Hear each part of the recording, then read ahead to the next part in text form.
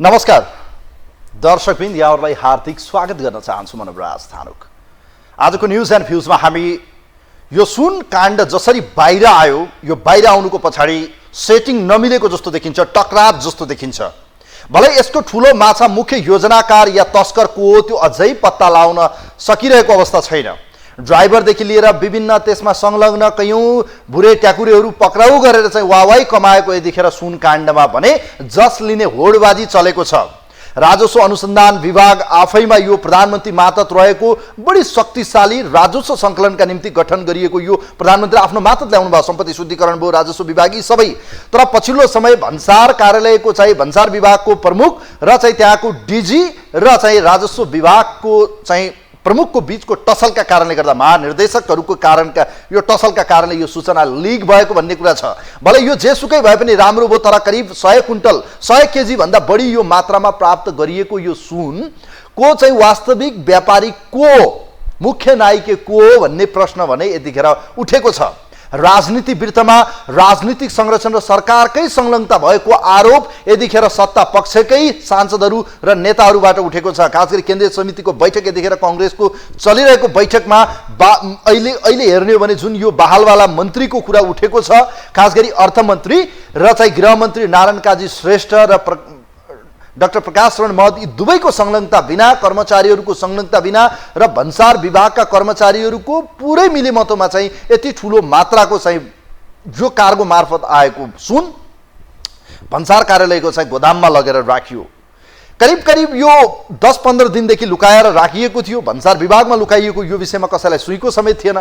तिथिमिति मिलाएर चट्ट यसलाई बाहिर ल्याउने गरी मिलाइएको यो सुईको जब भन्सार विभागका चाहिँ हाकिम, त्यहाँ जो हुनुहुन्छ भन्सार विभागको महानिर्देशक शोभाकान्त पौडेल र चाहिँ हालसालै मात्र असार 12 गते सरुवा भएर गएका चाहिँ त्यहाँ राजस्व अनुसन्धान विभाग, राजस्व विभाग जुन छ त्यहाँ त्यसका चाहिँ महानिर्देशक नवराज ढुङ्गानाको बीचमा चाहिँ टसल सुरु भयो र उहाँहरूको चाहिँ इगो एक किसिमको चाहिँ भनौँ न कहिलेकाहीँ यो देखाउने हुन्छ। हेर्नुहोस्, टकराव।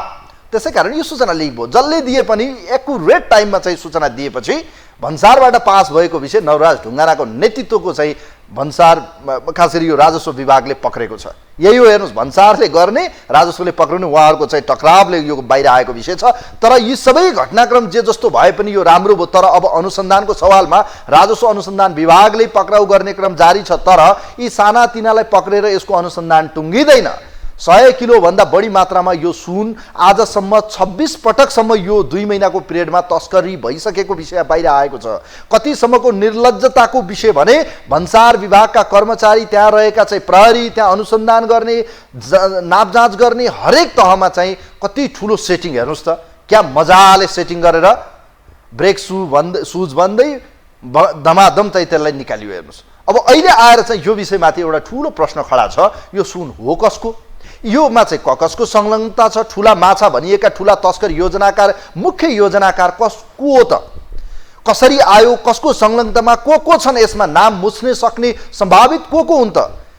या त यी 2-4वटालाई समाउने, हिजोको 33-33.5 किलो सुन काण्ड जस्तै गोरे जस्ता व्यक्तिहरूलाई फसाइदिने, पक्राइदिने र यिनै हुन् मुख्य योजनाकार अर्थात् यिनै हुन् मुख्य तस्कर भनेर चाहिँ झुन्डाइदिने विषय या लट्काइदिने विषय बाहेक अरू कुनै उपलब्धि होला जस्तो देखिन्न। भलै यसमा चाहिँ ठुला व्यापारी घराना, जो सुनका व्यापारी घराना नेताहरूको भान्सासम्म पुगेको विषय आउँदैछ। प्रहरीका उच्च पदस्थ, गृहमन्त्रीदेखि लिएर अर्थमन्त्री सबैको सेटिङका विषयहरूसम्म बाहिर आएको छ, जसका विरुद्ध यतिखेर चाहिँ नेकपा एमालेको भातृ सङ्गठन अहिले सुन काण्ड लाई लिएर सडकमा उत्रेको छ। आज मसाल जुलुस सहित गृहमन्त्री र त्यसैगरी अर्थमन्त्रीको राजीनामा माग गरिएको छ। संसदमा रहेकै नेपाली कांग्रेसका सांसदहरूले समेत यो विषयलाई उठान गरेका छन्। अर्थमन्त्री र गृहमन्त्रीले नैतिकताको आधारमा राजीनामा दिनुपर्नेछ। अब हेर्न बाँकी छ यो मुख्य 100 किलो सुनको मुख्य योजनाकार या मुख्य नायिके को, यो भने हेर्न बाँकी छ। यसै विषयमा तयार पारेको एउटा रिपोर्ट छ के सुन काण्डमा या सुन तस्करीको यो जुन पछिल्लो काण्ड देखिएको छ, स्क्यान्डल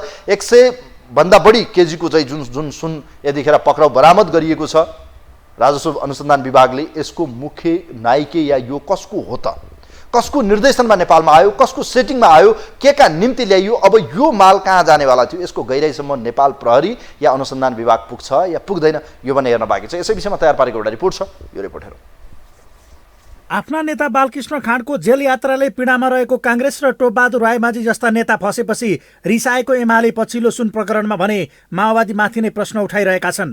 नक्कली भुटानी शरणार्थी र ललिता निवास प्रकरण दुवैमा राजनीतिक स्वार्थ हेरिएको भाष्य निर्माणमा लागेका उनीहरू यसमा माओवादीका नेता नफस्नुमै पनि प्रश्न गर्दै आएका थिए। आफ्ना नेता खुई जेल जाने तर ललिता निवासमै जोडिएका डाक्टर बाबुराम भट्टराई र माधव नेपाल किन जोगिने भन्दै पीडा पोख्दै आएको एमाले दीननाथ शर्मा जोगिएको विषयलाई समेत पचाउन सकेको छैन।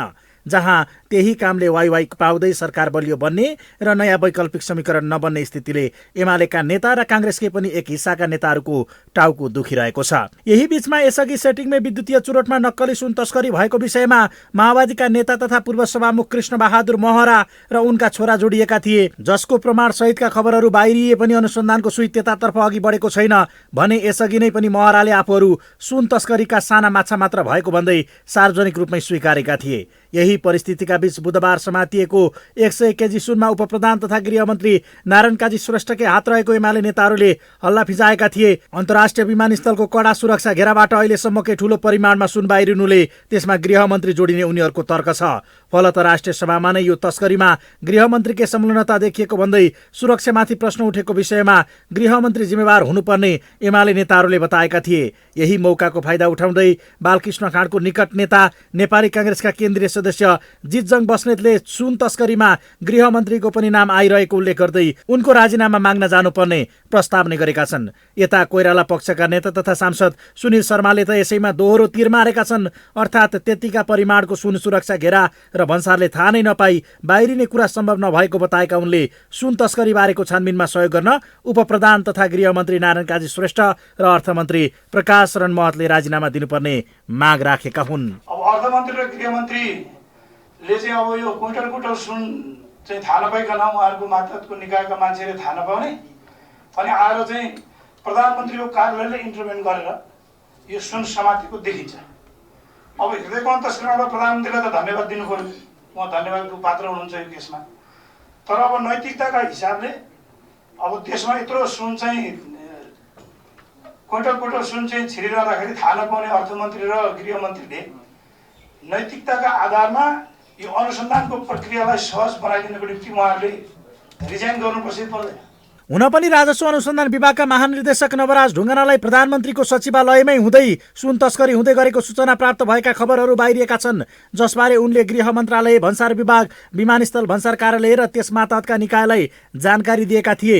तर त्यति बेला उनले दिएको सूचनालाई कसैले वास्तै गरेनन् भने त्यति बेला सुन बरामद र व्यक्ति पक्राउ पर्ने दुवै काम समेत भएन। यद्यपि 3 महिना अघि मात्रै दर्ता भएर अहिलेको 100 केजी सुन आयातकर्ता बनेको रेडी ट्रेडर्स प्रणालीले यसअघि पनि 22 पटक ब्रेक सु ल्याएको तथ्यले भने उनको सूचना सत्य रहेको प्रश्न भएको छ। तर बेवास्तामा परेको त्यही सूचना उनी राजस्व अनुसन्धान विभागको महानिर्देशक भएकै बेला चरितार्थ हुनु र त्यसमा पनि सुरक्षा र भन्सारकै घेराभन्दा बाहिर सुन पक्राउ पर्नुले समेत यी दुईका तालुक निकायमाथि प्रश्न उठेको छ। जहाँ बरामद भएको सुनका विषयमा समेत ढुङ्गानाले प्रहरीलाई जानकारी नगराई प्रधानमन्त्रीलाई नै फोन घुमाउनु र उनकै ग्रिन सिग्नलमा विभागले सुन समात्न सफल हुनुले समेत प्रश्न उब्जाएको छ, जसले दबावमा परेका गृहमन्त्री नारायण काजी श्रेष्ठले पनि सक्रियता बढाएका छन्। गृह मन्त्रालयमा बैठक र प्रधानमन्त्री प्रचण्डसँग उनको निवास बालुवाटारमा छलफल गरेपछि श्रेष्ठले विमानस्थलको पनि अनुगमन गरेका हुन्, जहाँ उनले सुन तस्करीमाथिको छानबिनलाई जरैसम्म पुर्याउने प्रतिबद्धता व्यक्त गरेका छन्।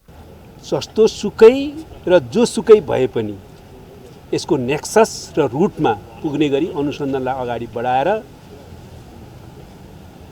कारबाहीको प्रक्रियामा जानुपर्छ भन्ने हाम्रो जोड रहेको छ र सरकारको तर्फबाट प्रधानमन्त्रीले पनि सम्माननीय प्रधानमन्त्री यही रूपमा निर्देशन दिनुभएको छ। गृहमन्त्रीकै नाम आइरहँदाखेरि यसमा चाहिँ के छ, अब गृहमन्त्री चाहिँ यसको नायक भनेर समाचार आइरहेछ। मैले प्रश्न गर्नुपर्ने स्तरको विषय लाग्यो तर आयो यसमा उत्तर त्यसकारणले यो चाहिँ यो प्रश्न उत्तर खोज्नुपर्ने स्तरको प्रश्नै होइन। हुन त 33.5 किलो सुन तस्करीका बेला सरकारमा रहेको एमाले समेत त्यसलाई निष्कर्षमा नपुर्याएको उदाहरण धेरै पुरानो छैन, जसको प्रतिवेदन समेत सार्वजनिक हुन नसकेको अहिलेको अवस्थामा यो प्रकरणमा अहिले नै गृहमन्त्रीलाई निशाना बनाउन नहुने एकाथरीको तर्क छ।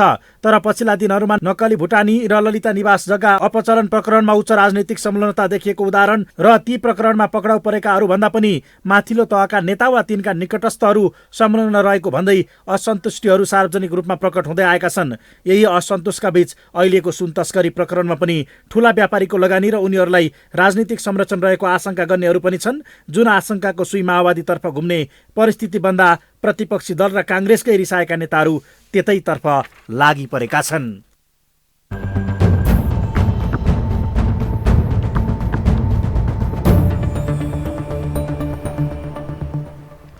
दर्शकवृन्द, यति ठुलो मात्राको सुन नेपालमा कसरी आयो, कसले ल्यायो, यसको मुख्य नायक को हो, यसको मुख्य योजनाकार को हो, मुख्य व्यापारी को, कसको संलग्नता छ, यसको अहिले पनि अनुसन्धान जारी छ।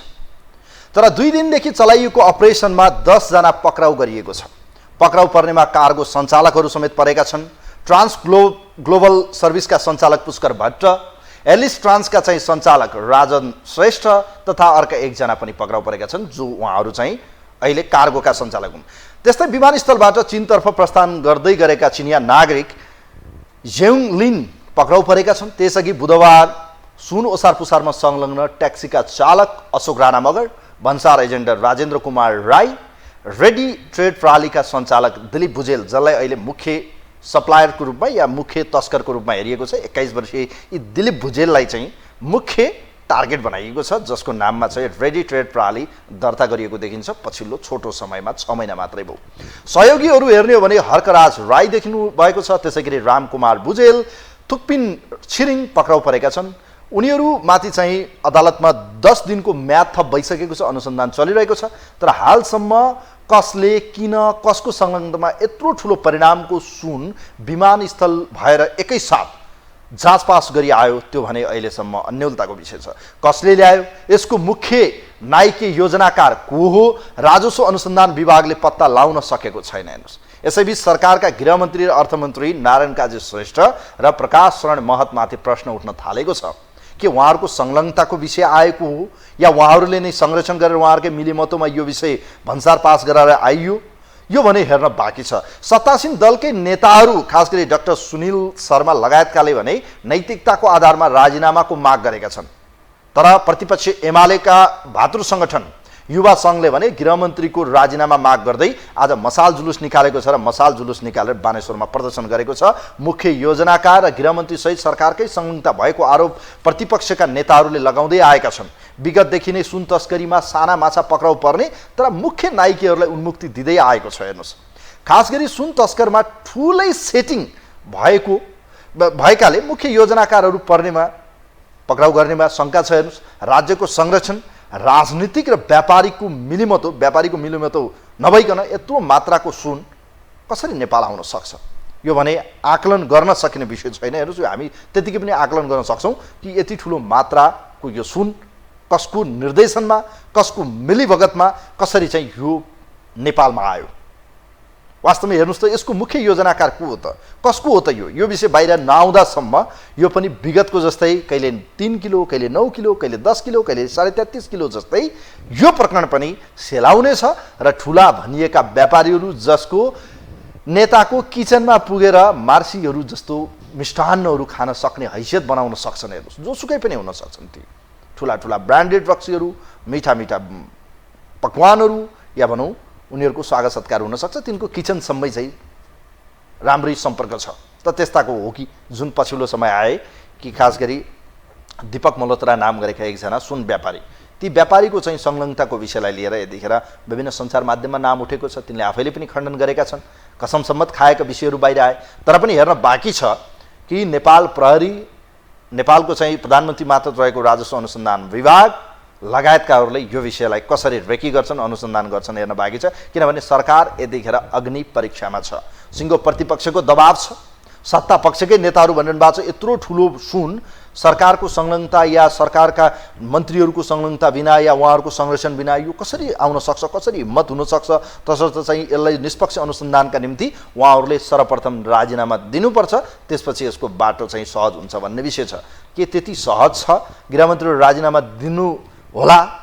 त्यो यति सहजको विषय छैन। किनभने आज मात्रै उहाँ अन्तर्राष्ट्रिय विमानस्थल अनुगमन गर्दै त्यहाँ भन्सार विभाग र चाहिँ प्रहरीको समन्वय हुन जरुरी छ। खास गरी त्यसको चाहिँ चेक जाँच गर्ने क्रममा जहाँ जाँच पास गरिन्छ त्यहाँ प्रहरीको पनि उपस्थिति आवश्यक छ भनेर आज समन्वय गर्ने कुरा समेत अगाडि बढेको विषय छ। हेर्नुहोस्, तपाईँहरूका टेलिफोन लिने प्रयास हामी गरिरहेका छौँ। खास गरी स्टुडियोको नम्बर तपाईँहरू स्क्रिनमा देखिरहनु भएको छ, टेलिभिजनको स्क्रिनमा फोन गर्नुहोस्, तपाईँहरूका विचार लिनेछौँ। खास गरी यति ठुला सुनका स्क्यान्डलहरू, ठुला प्रकरणहरू, काण्डहरू, तस्करहरू हुने गर्छन्, तर यसमा चाहिँ जहिले पनि भरिया साना झिना मसिनाहरू समाउनै तिनलाई चाहिँ यिनै हो नाइके भनेर राखिदिने गरिन्छ, जसमा अब भारतीय नागरिक देखिएका छन्, एकजना चिनिया नागरिक कि यिनै हुन् त मुख्य नायकी। यिनको यत्रो हिम्मत छ, नेपाल जस्तो अर्काको देशमा त्यसको विमानस्थलबाट हाकाहाकी भन्सारलाई छलेर, यो त इम्पोसिबल कुराहरू हो। हेर्नुहोस्, यसमा राजनीतिक संलग्नता छ कि भन्ने धेरैको आकलन छ, तर योभन्दा महत्त्वपूर्ण कुरा कि यो सुन हो चाहिँ कसको, क्या यसको मुख्य नायकी हो चाहिँ को, मुख्य योजनाकार हो चाहिँ को,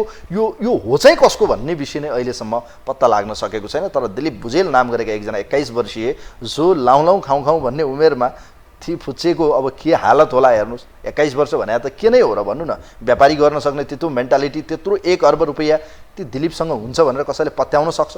मेडिटेटरको रूपमा देखाइएको एउटा प्रणाली हुनसक्छ, जसलाई चाहिँ मेडिटेटरको रूपमा, गोदामको रूपमा या भनौँ फर्मालिटी पुरा गर्ने बीचमा राखिने एउटा पात्र हुन सक्छन्। तर त्यो सुन भारत लगायतका देशहरूमा चाहिँ सप्लाई हुने कुराहरू समेत आएको छ। त सप्लाई गर्ने, पठाउने, लिने र ल्याउने यी तीनटैको संलग्नता बिना यो सम्भव छैन। चाहे उताबाट खरिद गरेर पठाउने सवालमा होस्, बीचमा ल्याउने मेडिटेटर होस् र रिसिभ गर्ने जसले चाहिँ बुझ्छ, चाहे तिनै कन्ट्रीको कुरा गरौँ, ठुला मान्छेहरूको हङकङ, नेपाल र भारत लगायतका अन्य देशहरू या चीन, नेपाल या अन्य देशहरू, यो एउटा ट्रायङ्गल रूपमा चाहिँ यो बडो जालो छ। हेर्नुहोस्, जुन एउटा ठुलो सेटिङमा चाहिँ चल्ने नेटवर्क छ। त यो नेटवर्कमा चाहिँ कसको संलग्नता छ, को यसको मुख्य योजनाकार, को यसको मुख्य नायिके, यो सुन यत्रो मात्राको सुन करिब 155 केजी भनिएको छ। यसमा अब त्यो केही मोटर पार्टहरू छुट्याएर यदि हेर्ने हो भने करिब 1 क्विन्टल भनिएको छ, करिब 100 केजी भन्दा बढी यो सुन कसको हो? आजको प्रश्न यही छ कि खास गरी यत्रो ठुलो प्रकरण चाहिँ लिक हुनुको एउटै कारण, यो सूचना बाहिर आउनुको एउटै कारण थियो, भन्सार विभागको महानिर्देशक र चाहिँ अनुसन्धान विभागको महानिर्देशकको बीचमा चाहिँ यो राजस्व अनुसन्धान विभागको महानिर्देशकको बीचको टसल, दुवैको चाहिँ ढुङ्गाको लडाइँ, ढुङ्गाना र पौडेलको बीचको लडाइँले सूचना ढुङ्गानाको हातमा पुग्यो, ढुङ्गानाले समात्यो, भन्सारको हाकिम पौडेल फेल। अब यस्तो अवस्था बन्छ। हेर्नुहोस्, यहाँ ढुङ्गाको लडाइँ सिंहदरबारमा देखिन्छ, कार्यालयमा देखिन्छ, मन्त्रालयमा देखिन्छ, यो चलिरहने विषय हो। राजनीति जहाँ पनि छ, जो पनि देखिन्छ। हेर्नुहोस्, अब यी ढुङ्गाना कङ्ग्रेस निकट मानिन्छन्, शोभाकान्त पौडेल चाहिँ अर्को पार्टी निकट मानिन्छन्। त यस्तो अवस्थामा चाहिँ दुवैको टसल छ, पोलिटिकल रूपमा पनि यहाँ देखिन्छ। हेर्नुहोस्, तसर्थ पनि यो हेर्न बाँकी छ कि अब यसको मुख्य योजनाकार या मुख्य नायकको त्यो पक्राउ पर्छ कि पर्दैन, यो भने हेर्न बाँकी छ। हेर्नुहोस्, खास गरी अहिले नेपाललाई ट्रान्जिट बनाएर हिजोका दिनमा सडक मार्ग भएर खास गरी नेपालका चाहिँ चीनसँग जोडिएका तातोपानी नाका होस् या अन्य नाका होस्, भारतसँग जोडिएका केही नाका मार्फत नेपालमा भित्रिने लैजाने क्रम जारी थियो। त सुन जस्तो महत्त्वपूर्ण यो धातु नेपालमा सहजै आउने, ट्रान्जिट बनाउने, ठुलो मात्राको लेनादेना गर्ने अनि चाहिँ सहजै रूपमा चाहिँ यसको चाहिँ पास गर्ने, अर्थात् यसलाई चाहिँ पुर्याइदिने, त्यो बिचको चाहिँ मान्छेले त्यो किसिमको चाहिँ काम गर्थ्यो, जसलाई चाहिँ राम्रै मोटो रकमको एउटा क्यारिङको रूपमा भनौँ, जसलाई सप्लाईको रूपमा या भनौँ बिचमा चाहिँ भरियाको रूपमा क्यारिङ गर्ने, त्यसले चाहिँ ठिकै मोटै रकम प्राप्त गर्थ्यो। उसको जीवन चलिरहेकै थियो होला, अलिअलि सुन लाउन पाएकै थियो होला, जो देखिन्छ पनि। अब यस्तो अवस्थाबाट यो अहिले जुन सुन जस्तो विषयमा लगानी गर्ने, त्यो व्यापारीले अरू अहिले तपाईँले देखिरहनु भएको छ, पछिल्लो तथ्याङ्क हेर्नु भने घर जमिनहरूको कारोबार धेरै डाउन भएको छ। पैसा जति सुनमा लगानी गर्ने, व्यापारीले पनि सुनमा, कालो धनलाई पनि सुनमा, सबैले गर्ने, किनभने लिगल बनाउनु पर्यो। इलिगल पैसालाई लिगल बनाउनु धेरै प्रोसेसहरू गर्ने भयो। हेर्नुहोस्, कता न कता यो सबै सेटिङ भएको देखिन्छ। हेर्नुहोस्, अब यो अहिले जुन देखिएको छ, यो प्रकरणको अनुसन्धान हुन बाँकी छ, थप अनुसन्धान जारी छ, 10 दिनको म्याद थपिएको छ, पक्राउ परेका 10 जनामाथि अनुसन्धान जारी छ, जसमा चाहिँ सहयोगी मानिएका ट्याक्सी ड्राइभर, दिलीप भनिएका या भनौँ यी कार्गो सञ्चालकहरू जो थिए, जसले चाहिँ जसको नाममा चाहिँ उनीहरूले कार्गो गर्थे, ती कार्गो सञ्चालकहरू पक्राउ परेका छन् र अन्य व्यक्तिहरू जो चाहिँ विदेशी नागरिकहरू छन् तिनलाई पनि पक्राउ गरेको छ। तर के नेपालको राजस्व अनुसन्धान विभागले मात्रै यति ठुलो मात्राको अनुसन्धान गरेर मुख्य यसको जरासम्म पुगेर मुख्य नायिके या यसको मुख्य योजनाकार या सुन तस्करको मुखिया को हो भनेर पक्राउ गर्न सक्ने ल्याकत र तागत छ कि छैन? भलै यतिखेर राजनीति रूपमा हेर्ने हो भने स्टन्ट चलिरहेको छ, कसले यसको चाहिँ भनौँ न पपुलारिटी लिने, यसको चाहिँ जस लिने एक किसिमको होडबाजी नै चलेको छ। गृहमन्त्री, अर्थमन्त्री, राजस्व विभाग, प्रधानमन्त्री यो विभिन्न मातहतको चाहिँ देखिन्छ। अब यो एउटा पछिल्लो समय यो नेपालमा ट्रेन्ड नै छ कि चर्चा कमाउने र त्यसबाट चाहिँ पोलिटिकल धुनो सोझाउने। अब यति मात्रै होइन, साँच्चीकै यदि नेपालमा सुनको यो तस्करीको जालो तोड्ने हो भने यसपटक सरकारले जबरजस्त रूपमा, विशेषतः प्रधानमन्त्री सम्माननीय पुष्पकमल दाहाल प्रचण्डज्यूले जुन निर्देशन गर्नुभयो कसैलाई नछोड्नु भन्ने निर्देशन गरेको विषय आएको छ, यसर्थ पनि खास गरी अहिले राजस्व अनुसन्धान विभागले अनुसन्धानको सवालमा, राजस्व सङ्कलनको सवालमा मात्रै नभई यसको मुख्य नायिके या मुख्य योजनाकारसम्म प्रहरीको पनि सहयोग लियोस् र यसमा सिआइबीलाई इन्भल्भ गराओस् र सिआइबीले पनि यसमा ह्यान्डओभर गरेर या ह्यान्डलिङ गरेर यसलाई चाहिँ सहज रूपमा चाहिँ अनुसन्धान गर्यो भने यसका ठुला माछा भनिएका अर्थात् मुख्य नायिके मानिएका सुनका ठुला ठुला तस्करहरू जो यसका मुख्य दलालहरू छन् तिनलाई पक्रन सक्छ। होइन भने यी विगतमा गोरेहरू जस्तै समातेका 2-4वटा समाउने र तिनैलाई चाहिँ मुख्य सप्लायर, अब यो चिनिया नागरिक, भारतीय नागरिकलाई मुख्य यिनै हुन् सबै तस्कर भनेर देखाउन पनि बेर लाउँदैन। हेर्नुहोस्, यो जे पनि हुनसक्छ, किनभने यहाँ उन्मुक्ति दिनलाई सबै मिल्न सक्छन्। र यतिखेर एमालेको भातृ सङ्गठनले खास गरी अर्थमन्त्री र गृहमन्त्रीको राजीनामा माग गरेको छ। यो माग कति जायज हो या नाजायज हो यो हेर्न बाँकी छ। तर उसले आज भ्रष्टाचारको विषयलाई लिएर या सुनको काण्डलाई लिएर गृहमन्त्रीको संलग्नताको सवालमा प्रश्न खडा गरिदिएको छ, जसलाई सत्तापक्षकै कैयन सांसदहरूले पनि प्रश्न उठाएका छन्। नेपाली कङ्ग्रेसको केन्द्रीय समितिको बैठकमा समेत गृहमन्त्री, अर्थमन्त्री लगायतको राज्यको संयन्त्रहरू या यत्रो ठुलो परिणामको सुन भित्रिँदा राज्य बेखबर छ, राज्यको सहयोग बिना या राज्यको संलग्नता बिना यो सम्भव छैन भन्ने धेरैको विषयलाई सर्वसाधारणले पनि त्यही बुझ्छ होला। सर हेर्दा त्यही नै देखिन्छ नि। यति ठुलो एउटा सामान्य मोबाइल, एउटा सामान्य सामान लिएर आउँदा त नाङ्गे झार पार्छ, भनौँ न रेकी गर्छ, चेक जाँच गर्छ, डिक्टेटर लगाएर त्यहाँ इन्डिकेटरहरू बालिन्छ, पुरै मेसिनमा हालेर चेक गरिन्छ भने अब यत्रो मात्राको यो आउँदा चाहिँ पत्तै नलाउने चाहिँ कस्तो होला? यो चाहिँ अचम्मैकै छ। हेर्नुहोस्, अब यो कहिलेकाहीँ चाहिँ यस्तै हुन्छ यो देशमा। हेर्नुहोस्, यो हुँदै आएको विषय पनि हो र जुन आज जब बाहिर आयो टसल सुरु भयो भन्सार विभागको हाकिम, महानिर्देशक र त्यसै गरी चाहिँ राजस्व अनुसन्धान विभागको चाहिँ हाकिमको बिचको ठसलले एकले अर्काको चाहिँ सामान पक्रेको जस्तो एकले समाउने देखाइदिने यही देखिन्छ भन्ने विषय बाहिर छ। भलै सूचना जे जसरी आए पनि यो विषय महत्त्वपूर्ण विषय हो। करिब 100 किलो यो सुनको काण्डको मुख्य नायिके यदि सरकारले पत्ता लाउन सकेन भने यो सरकारमाथि कैयन प्रश्न उठ्नेछन्। गृहमन्त्री, अर्थमन्त्री यी माथि प्रश्न उठ्नेछन् कि उहाँहरू नै यसको मुख्य नायिके त होइन, या उहाँहरूले नै बचाउनु भयो, या उहाँहरूकै संलग्नतामा यो कतै सप्लाई त भएन या आएन। यो प्रश्नहरूबाट यदि बच्नु छ भने यसको मुख्य नायिके या यसको मुख्य जो योजनाकार छ त्यसलाई पक्रनु पर्नेछ। यदि त्यसो हुन सकेन भने सरकारले गरेको यो मात्र एउटा निहित राजस्व सङ्कलनका निम्ति गरिएको फन्डा मात्रै हुनेछ। वास्तविक सुन तस्करहरू हिजो पनि पक्रेनन्, आज पनि पक्रिने छैनन् र भोलि पनि पक्रिने छैनन्। हेर्नुहोस्, यस्तो अवस्था बन्यो भने सुन तस्करीको जालो कहिल्यै टुट्ने छैन। यो नेटवर्क, यो सेटिङ कसैले भत्काउन सक्ने छैन। आजलाई कार्यक्रम यही बिट मारौँ। कार्यक्रमको यो विशेष श्रृङ्खला हेरिदिनु भयो, धन्यवाद दिँदै म पनि बिदा हुन्छु। नमस्कार।